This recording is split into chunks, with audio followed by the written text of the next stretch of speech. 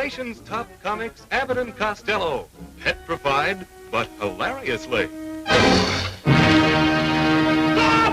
Plus the dangerous and terrifying Wolfman, played by Lon Chaney. Plus that fiend out of a nightmare, the vampire Batman, Count Dracula, played by Bela Lugosi. Plus the most dreaded creature of them all, the Frankenstein monster, played by Glenn Strange.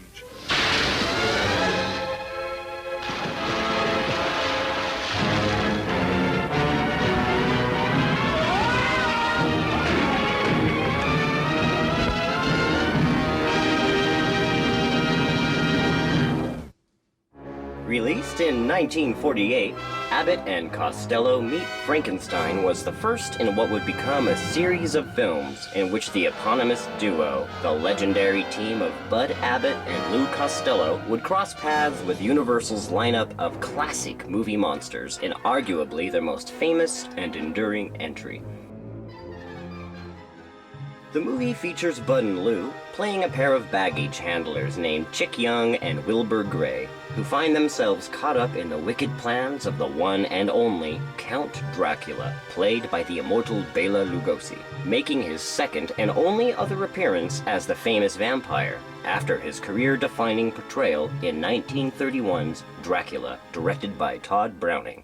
At the time, the two were already hugely famous, and were in fact at one point during their heyday the two highest-paid actors in Hollywood. Most people who aren't too familiar with their work have in some place or another assuredly seen or seen reference to one of their most popular routines. Who's on first? What's on second?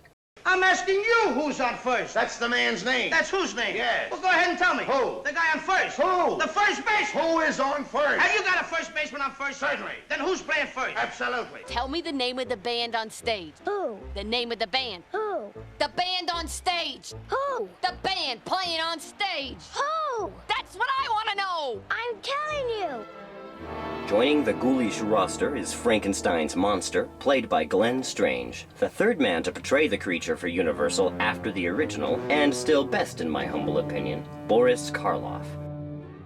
It was Strange's third appearance, following Karloff, Lugosi, and Lon Chaney Jr.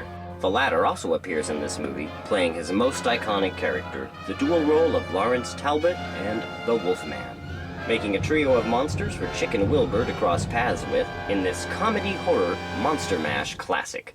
The film was directed by Charles Barton, a veteran collaborator of the comedy duo, who had also worked with other well-known comedians of the era, including two of the six Three Stooges, Shemp Howard and Joe Besser. The original title of the script was The Brain of Frankenstein, but in order to capitalize with Abbott and Costello's comedic act, and fit in better with the intended lighter tone, it was changed to the title that would become well known as an introduction for many to Universal's horror and monster canon, specifically children, including myself. The year I really got into it as a kid, I was Dracula for Halloween, and my love of Universal horror only grew from there. The script, co-written by Robert Lees, Frederick I. Rinaldo, and John Grant, was not beloved by all, however, and in fact, Lou Costello himself expressed a strong dislike for it. It is also said that among their filmography, the comedy duo did not count this one among their favorites, but in spite of this, the film was a smash hit, leading them to continue their work in several more films for the studio. And the stories of the morale and light mood the two of them kept up on the set, in spite of any reservations they might have had themselves, have been told by many of their fellow cast, crew, and families over the years, including pranks and jokes aplenty behind the scenes. I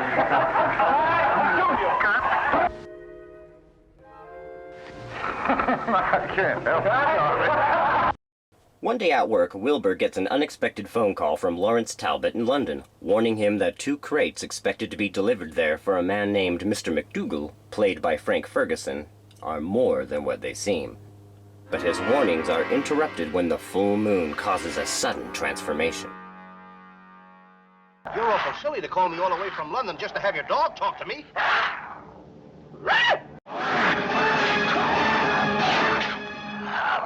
That's plain conversation. A guy growls like a wolf. While sent to deliver the 2 large crates in question to McDougal's House of Horrors, The power goes out and they are forced to unbox the exhibits in the dark,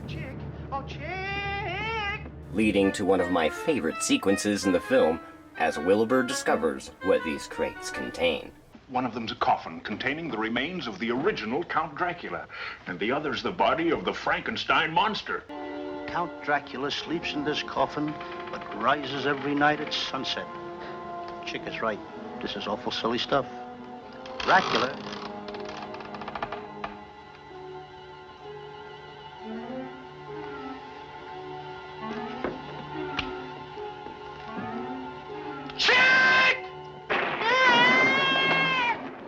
We soon learn what the Count plans to do after he manages to escape the House of Horrors with the monster in tow. Anyways, I guess my dad tried to show me this movie when I was 3, and I took it as a serious, scary movie, and became thus fearful of Frankenstein, or rather the monster, for many years. My own son had a similar experience with the Wolfman. Funny thing is, Dracula never scared me. Lugosi's rendition scarred my grandma for life, though. I suppose he always appealed to my inner goth. Regardless, 3 years later, and I was obsessed with the whole thing. Nearly every year since, I have watched it around Halloween.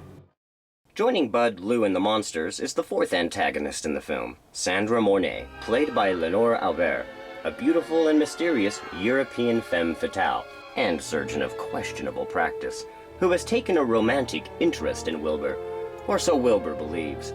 We quickly learn, though, that Sandra, or Dr. Mornay, is working with Dracula to revive the Frankenstein monster, and is chosen to manipulate the timid Wilbur into providing them with the perfect, subservient brain, in order to avoid repeating Dr. Frankenstein's mistake. And revive a vicious, unmanageable brute.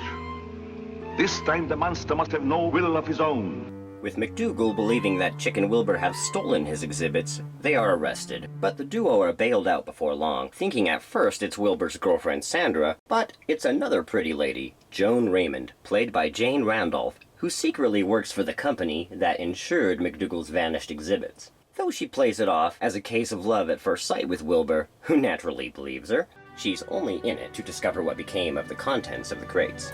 Soon, Talbot catches up with Wilbur and Chick, and becomes Wilbur's only ally when it comes to the things he witnessed at the House of Horrors. You have seen the living dead. Mm-hmm. And so, under the guise of getting together for a masquerade ball, Chick, Wilbur, and Joan travel to Dracula's castle, who is going by the pseudonym Dr. Lejos, to pick up Sandra for a double date. And as Wilbur and Chick explore, hilarity and frights ensue.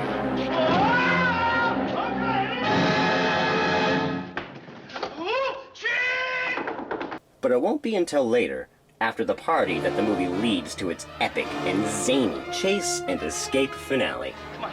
Put your shoulder to the door. Hold it tight. Barricade it. He can't get in.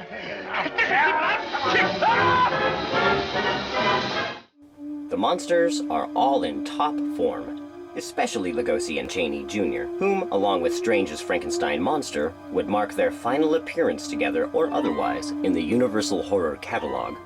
Karloff was approached to reprise his famous Frankenstein role, but declined, though he did help to promote the movie upon its release.